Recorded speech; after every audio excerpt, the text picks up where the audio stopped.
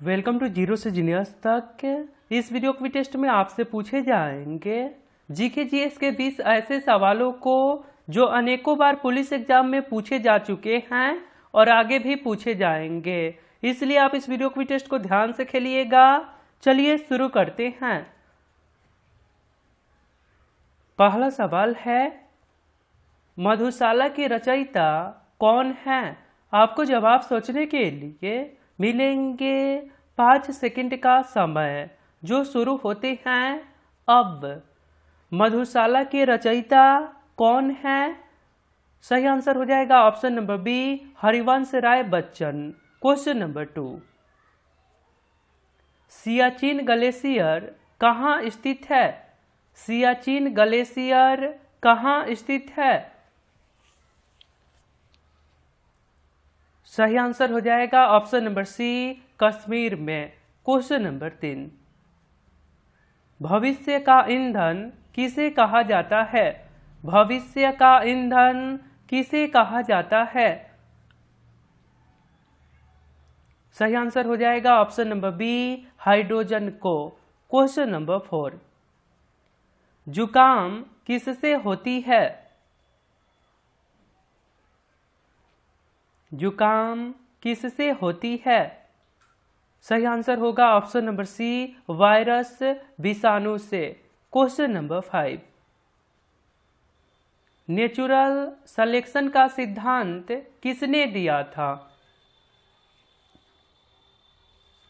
Natural selection का सिद्धांत किसने दिया था? ये सवाल आया था इस बार। आंसर हो जाएगा option number D, Charles Darwin ने। आगे सवाल है,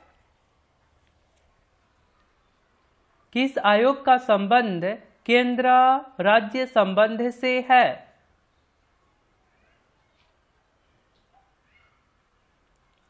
केंद्र राज्य संबंध को बनाने के लिए इस आयोग का स्थापना किया गया था।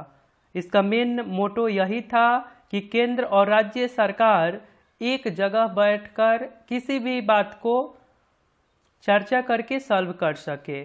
सरकारिया आयोग, इस आयोग का नाम है सरकारिया आयोग और इसकी स्थापना 1983 ईस्वी में किया गया था, केंद्र और राज्य को एक जगह बैठाने के लिए। सिंपल भाषा में आप समझ लीजिए। क्वेश्चन नंबर 7, चाय की खेती के लिए उत्तम मिट्टी कौन सी है?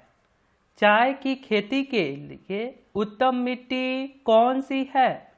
सही आंसर हो जाएगा ऑप्शन नंबर सी, लेटेराइट मिट्टी। क्वेश्चन नंबर 8, न्यू मूर द्वीप कहाँ पर स्थित है? न्यू मूर द्वीप कहाँ पर स्थित है? आंसर होगा ऑप्शन नंबर डी, बंगाल की खाड़ी में। आगे सवाल है, धुआंधार जलप्रपात किस नदी में गिरती है? धुआंधार जलप्रपात किस नदी में गिरती हैं? सही आंसर हो जाएगा ऑप्शन नंबर डी, नर्मदा नदी में। क्वेश्चन नंबर 10, चट्टानों का अध्ययन क्या कहलाता है? ये सवाल इस बार के एग्जाम में आया था। चट्टानों का अध्ययन क्या कहलाता है? सही आंसर हो जाएगा ऑप्शन नंबर सी, पेट्रोलॉजी। और आपने अभी तक इस चैनल को सब्सक्राइब नहीं करे हैं तो आप अपने फ़ोन के इंटरफेस के सब्सक्राइब बटन पर क्लिक करके सब्सक्राइब कर लीजिए और बेल आइकन को दबाकर नोटिफिकेशन को ऑल कर दीजिए, क्योंकि ये चैनल आपके सिलेबस पे वर्क करता है। धन्यवाद। आगे सवाल है, पुरानी जलोढ़ मिट्टी को क्या कहा जाता है? पुरानी जलोढ़ मिट्टी को क्या कहा जाता है? सही आंसर हो जाएगा ऑप्शन नंबर बी, बांगर। ध्यान दीजिएगा, पुरानी जलोढ़ मिट्टी को बांगर कहा जाता है। और क्वेश्चन नंबर 12 है, नई जलोढ़ मिट्टी को क्या कहा जाता है? नई जलोढ़ मिट्टी को क्या कहा जाता है? ध्यान दीजिएगा, क्या कहा जाता है? आंसर हो जाएगा, नई जलोढ़ मिट्टी को खादर कहा जाता है। खादर और पुराने को बांगर। क्वेश्चन नंबर 13 है, भारत एवं पाकिस्तान का विभाजन किस योजना के तहत किया गया?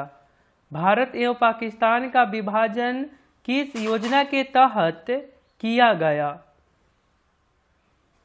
सही आंसर हो जाएगा ऑप्शन नंबर बी, माउंटबेटन योजना। क्वेश्चन नंबर 14, महाबलीपुरम में रथ मंदिरों का निर्माण किसके द्वारा कराया गया?